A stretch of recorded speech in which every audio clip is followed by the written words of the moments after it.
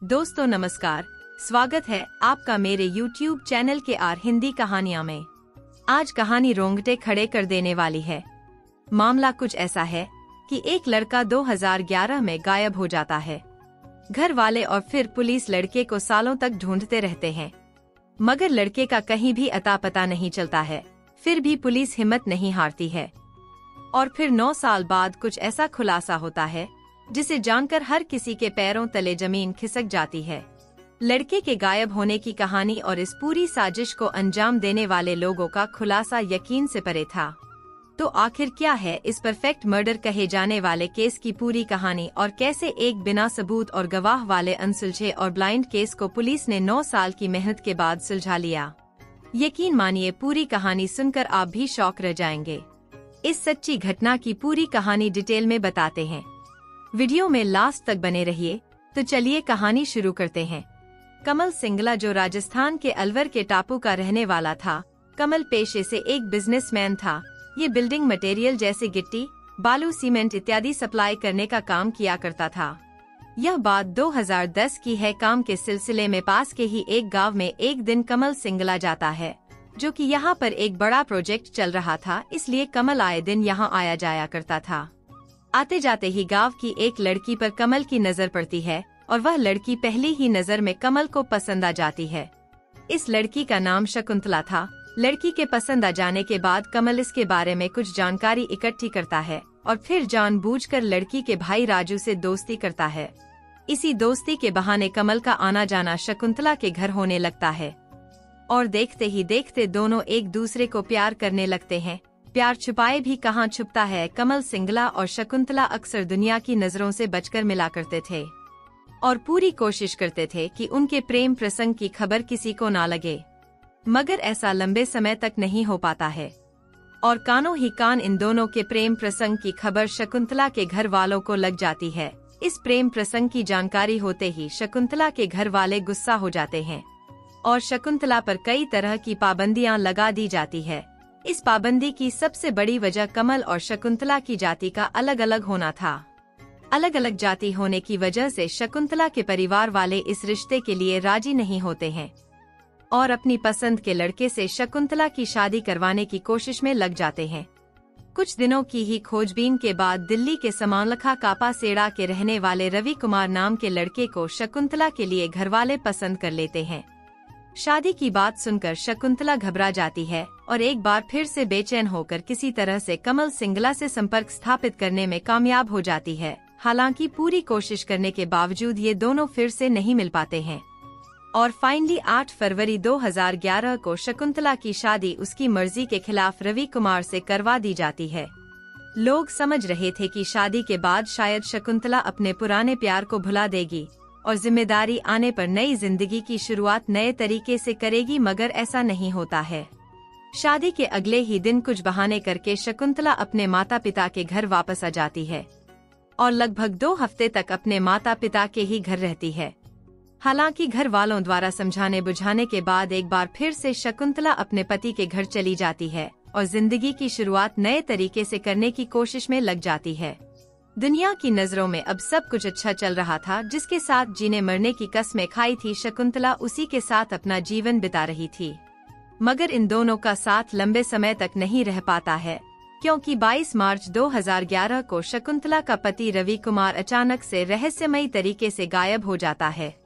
दरअसल शादी के बाद लगभग 2 हफ्ते अपने माता पिता के घर रहने के बाद शकुंतला अपने पति के पास वापस आ जाती है और वहीं रहने लगती है। कुछ हफ्ते रहने के बाद 22 मार्च को शकुंतला अपने पति के साथ दिल्ली में ही रहने वाली अपनी बड़ी बहन के यहाँ जाने का प्लान बनाती है। 22 मार्च 2011 को दोनों पति पत्नी साथ में निकलते हैं, मगर घर वापस अकेले शकुंतला आती है। घर पर आते ही वह अपने पति रवि के बारे में लोगों से पूछती है।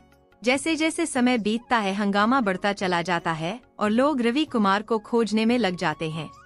लाख कोशिशें के बावजूद रवि का कहीं भी अता पता नहीं चलता है।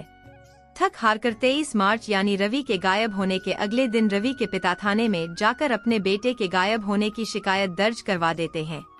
पुलिस भी अब रवि कुमार के तलाश में लग जाती है, मगर कहीं भी रवि कुमार का आता पता नहीं चलता है। पूछताछ की शुरुआत शकुंतला से ही होती है, क्योंकि अंतिम समय में शकुंतला ही रवि कुमार के साथ थी। गायब होने वाले दिन के घटनाक्रमों के बारे में पुलिस शकुंतला से पूछताछ करती है, तो शकुंतला पुलिस वालों को बताती है कि हम दोनों कार से अपने रिश्तेदार के यहाँ जा रहे थे। तभी रास्ते में एक जगह रवि ने गाड़ी रुकवाई और मुझसे कहा कि किसी से मिलकर मैं बस 5 मिनट में आता हूँ। शकुंतला के मुताबिक रवि 5 मिनट बोल कर गया था, मगर काफी देर उस जगह पर इंतजार करने के बावजूद भी वहाँ नहीं आया।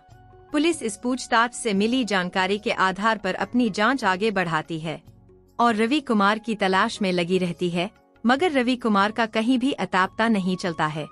जब पुलिस की जांच को लगभग 1 महीना बीत जाता है और पुलिस के हाथ खाली ही रहते हैं, तब रवि कुमार के पिता एक बार फिर से थाने में जाकर अपने बेटे के अपहरण का मामला कापासेड़ा थाने में दर्ज करवाते हैं। अब पुलिस रवि के अपहरण के एंगल से भी मामले की जांच करती है, मगर कहीं भी कोई जानकारी हाथ नहीं लगती है। रवि के माता पिता पुलिस की जांच की शैली पर सवाल उठाते हुए पुलिस के प्रति अपनी नाराजगी जताते हैं। इस कारण जिला पुलिस की टीम से इस मामले को जांच छीनकर दिल्ली पुलिस की क्राइम ब्रांच को दे दी जाती है। क्राइम ब्रांच मामले को अपने हाथ में लेते ही तेजी से जांच आगे बढ़ाती है और एक के बाद एक शक के दायरे में आने वाले सभी लोगों से पूछताछ करना शुरू कर देती है। शकुंतला तथा इसके भाई राजू से भी इस मामले में फिर से पूछताछ होती है। क्राइम ब्रांच की पूछताछ में शकुंतला के बयानों में विरोधाभास नजर आने लगता है। इस कारण शक की सुई शकुंतला की तरफ आने लगती है। इसी पूछताछ में पुलिस के सामने कमल सिंगला नाम के व्यक्ति का भी खुलासा होता है। पुलिस कमल सिंगला को भी हिरासत में लेकर पूछताछ करती है। पूछताछ में बहुत कुछ साफ न होने की वजह से पुलिस द्वारा कमल सिंगला और शकुंतला का पॉलीग्राफ टेस्ट करवाने का फैसला किया जाता है। लंबी कानूनी प्रक्रिया पूरी करने के बाद फाइनली इन दोनों की पॉलीग्राफ टेस्ट भी करवाई जाती है, मगर इस पॉलीग्राफ टेस्ट से पुलिस के हाथ बहुत कुछ नहीं लगता है, कुछ भी संदिग्ध नहीं मिलता है। लगातार बयानों में आ रहे बदलाव की वजह से पुलिस को लगने लगता है कि रवि कुमार के गायब होने के पीछे कहीं न कहीं शकुंतला और कमल सिंगला का ही हाथ है। मगर पुलिस के पास ना तो रवि का शव था और ना ही एक सबूत और ना ही कोई गवाह था। कुल मिलाकर पुलिस अब तक अंधेरे में तीर चला रही थी। इस कारण उन्हें शक होने के बावजूद शकुंतला और कमल पर कोई कार्यवाही नहीं कर पाती है और ये लोग अपनी जिंदगी जीते रहते हैं। समय बीतता जाता है, रवि का कहीं अता पता नहीं चलता है। जब क्राइम ब्रांच भी कुछ नहीं कर पाती है तो थक हार कर 2017 में रवि कुमार के पिता एक बार फिर से अपने बेटे से जुड़े मामले में अदालत में एक अपील दायर करते हैं। इस कारण पुलिस पर दबाव बढ़ता है और अब पुलिस शक के दायरे में आए शकुंतला और कमल का ब्रेन मैपिंग टेस्ट करवाने का फैसला करते हैं। पहले तो दोनों ही ब्रेन मैपिंग टेस्ट से इनकार करते रहते हैं, मगर पूरी कानूनी प्रक्रिया का पालन करने के बाद फाइनली 2017 में शकुंतला के भाई राजू और कमल सिंगला का ब्रेन मैपिंग टेस्ट करवाया जाता है। ब्रेन मैपिंग टेस्ट में जो खुलासा हुआ वो बेहद चौंकाने वाला था। राजू तो इस ब्रेन मैपिंग टेस्ट में बेगुनाह साबित होता है, मगर कमल सिंगला कई ऐसी बातें करता है जिससे शक की सुई सीधे उसी पर आकर अटक जाती है। दरअसल इस ब्रेन मैपिंग टेस्ट के दौरान कमल सिंगला खुलासा करता है कि जब शकुंतला के घर वाले शकुंतला की शादी कमल के साथ करने से इनकार कर देते हैं, तो कमल शकुंतला को ये आइडिया देता है कि तुम ये शादी कर लो, मगर अपने पति के साथ कभी भी शारीरिक संबंध मत बनाना, फिर हम मौका मिलते ही तुमसे शादी कर लेंगे। इस टेस्ट के दौरान कमल दावा करता है कि उसी ने रवि कुमार को ठिकाने लगाया है। पुलिस को ब्रेन मैपिंग टेस्ट में बड़ी कामयाबी मिल चुकी थी, अब बस इंतजार था तो बड़े सबूत का। केवल ब्रेन मैपिंग टेस्ट में हुए खुलासे के आधार पर पुलिस कमल सिंगला या शकुंतला को गिरफ्तार नहीं कर सकती थी, इसलिए इन दोनों को पूछताछ और जांच के बाद छोड़ दिया जाता है। मगर पुलिस द्वारा शहर में ही रहने की हिदायत दी जाती है, मगर अगले ही दिन कमल और शकुंतला शहर से गायब हो जाते हैं। पुलिस वालों को पूरा शक हो जाता है कि ब्रेन मैपिंग टेस्ट के दौरान इन लोगों ने जो भी दावा किया है उसमें जरूर कुछ ना कुछ सच्चाई है, तभी ये लोग भाग गए हैं। अब पुलिस वाले शकुंतला तथा कमल को खोजने के लिए अपनी पूरी मेहनत लगा देते हैं, मगर कई दिनों की खोजबीन के बावजूद इन दोनों का पता नहीं चलता है। यहाँ तक कि महीनों बीत जाते हैं, मगर शकुंतला और कमल का कहीं भी पता नहीं चलता है। पुलिस शकुंतला की खबर देने वाले के लिए 50,000 रुपए का इनाम भी रखती है, मगर इसके बावजूद 1 साल से अधिक हो जाता है और शकुंतला का कहीं अता पता नहीं चलता है। समय बीतते हुए 2019 आ जाता है। इसी बीच 27 दिसंबर 2019 को पुलिस को एक मुखबिर द्वारा खबर मिलती है कि शकुंतला शालीमार कॉलोनी अलवर राजस्थान में रुकी हुई है, क्योंकि शकुंतला पिछले 2 सालों से पुलिस को चकमा देने में कामयाब हो रही थी।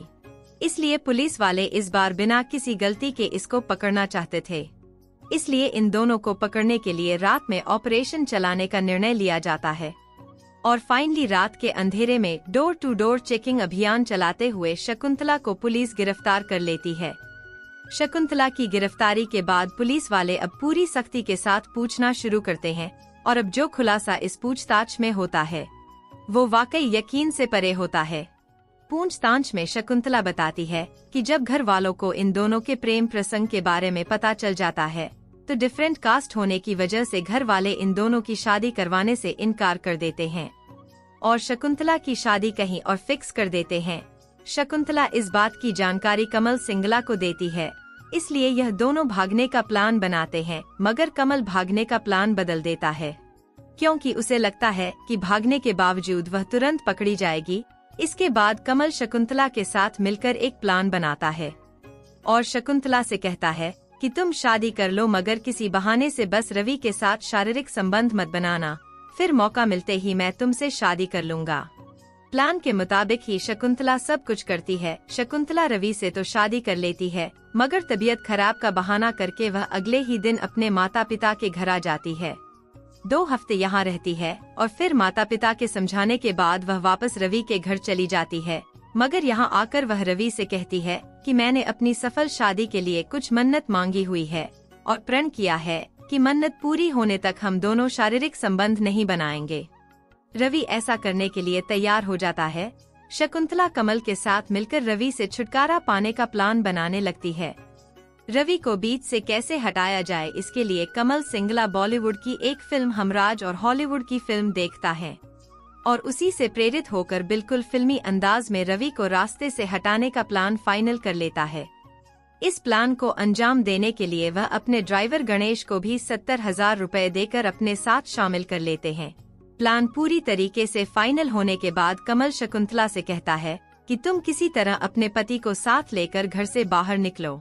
शकुंतला ऐसा ही करती है और वो अपने पति से वहीं रहने वाले अपने बहन के यहाँ जाने के लिए कहती है। रवि यह बात मान जाता है और प्लान के मुताबिक रवि शकुंतला को लेकर अपने रिश्तेदार के यहाँ जाने के लिए निकल जाता है। जब ये दोनों गाड़ी से जा रहे होते हैं तभी अचानक एक लड़का इन दोनों की गाड़ी के आगे आता है और फिर शकुंतला को देखकर चौंकने का नाटक करता है।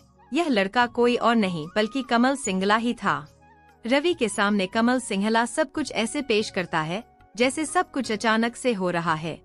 यहाँ पर बिल्कुल अनजान बनकर कमल सिंगला और शकुंतला बातें करते हैं और फिर शकुंतला रवि से कहती है कि ये लड़का मेरे ही गांव का है और पुराना रिश्तेदार भी है। हम लोग जिधर जा रहे हैं इसे भी उधर ही जाना है, तो क्यों ना हम इसे अपनी गाड़ी में बैठा ले। रवि तुरंत इस बात को मान लेता है और फिर ये तीनों एक साथ गाड़ी में बैठकर निकल जाते हैं। रास्ते में ये तीनों बातें करते हैं और फाइनली रिश्तेदार के यहाँ पहुँच जाते हैं।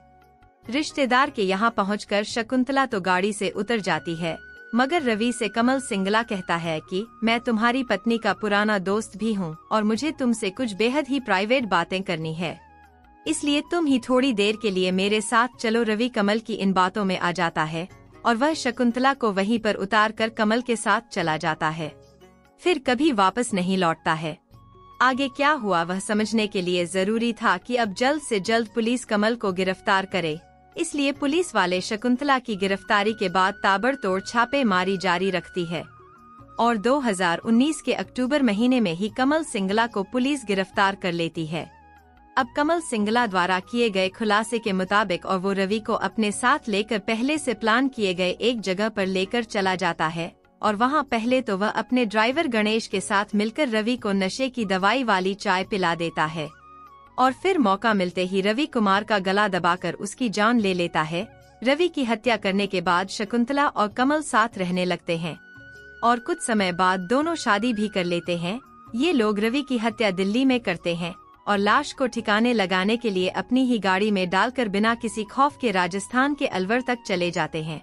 कमल सिंगला द्वारा हत्या की बात कबूल करने के बाद पुलिस इस हत्याकांड में शामिल एक और अभियुक्त ड्राइवर गणेश की तलाश में लग जाती है। कई दिनों की मेहनत के बाद ड्राइवर गणेश को बिहार के समस्तीपुर जिले से गिरफ्तार कर लिया जाता है। गणेश और कमल से आगे की पूछताछ में खुलासा होता है कि इन दोनों ने रवि की हत्या करने के बाद उसकी लाश को कई टुकड़ों में काट दिया था और दिल्ली से जाते हुए राजस्थान के अलवर तक कई अलग अलग जगह पर रवि के शव के टुकड़ों को फेंक दिया था, ताकि कभी भी पुलिस के हाथ रवि का शव न लगे।